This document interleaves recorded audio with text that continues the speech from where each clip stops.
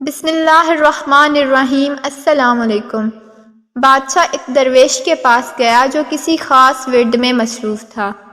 بادشاہ نے اس درویش سے اس ورد کے بابت دریافت کیا تو درویش نے بتایا کہ یہ ورد ایک خاص مقصد کے لیے متحرک کرتا ہے۔ بادشاہ نے درویش سے کہا کہ مجھے بھی اس ورد کی تعلیم دو، تو درویش نے کہا میں ایسا نہیں کر سکتا۔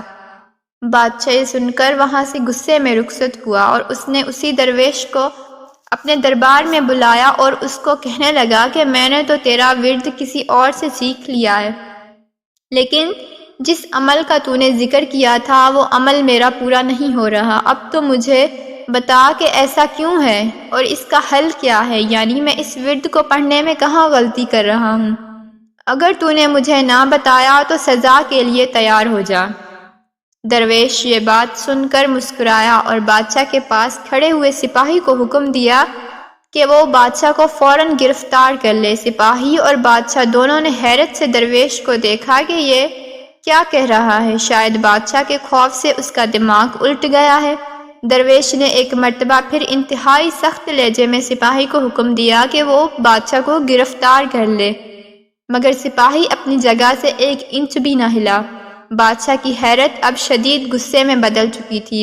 بادشاہ نے جلال کے عالم میں اسی سپاہی کو حکم دیا کہ اس گستاخ کو فوری گرفتار کر لیا جائے۔ یہ سن کر شاہی دربار میں موجود تمام سپاہیوں نے اپنی نیزوں اور تلواروں کا رخ درویش کی طرف کر لیا اور اسے چاروں طرف سے گھیرے میں لے لیا۔ درویش یہ دیکھ کر مسکرایا اور بولا، سن بادشاہ، جو میں نے ان سپاہیوں کو کہا اور جو تو نے ان کو کہا وہ ایک ہی حکم تھا، الفاظ اور لہجہ سب ایک تھا، لیکن میری بات سن کر یہ ایک سپاہی بھی خاموش رہا، جبکہ تو نے صرف ایک سپاہی کو حکم دیا تھا، لیکن تیرا حکم سن کر دربار میں موجود تمام سپاہی فوراً حرکت میں آ گئے اور مجھے ایک آن میں گرفتار کر لیا۔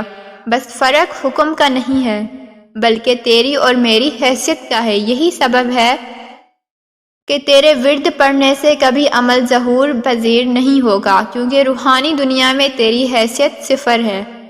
سوال یہ نہیں ہے کہ قرآن میں شفا ہے یا نہیں ہے، سوال یہ ہے کہ پڑھنے والا کس کردار کا مالک ہے اور اللہ سے کس قدر قربت رکھتا ہے۔ عمال اس کی نیت اور ایمان کا ہے۔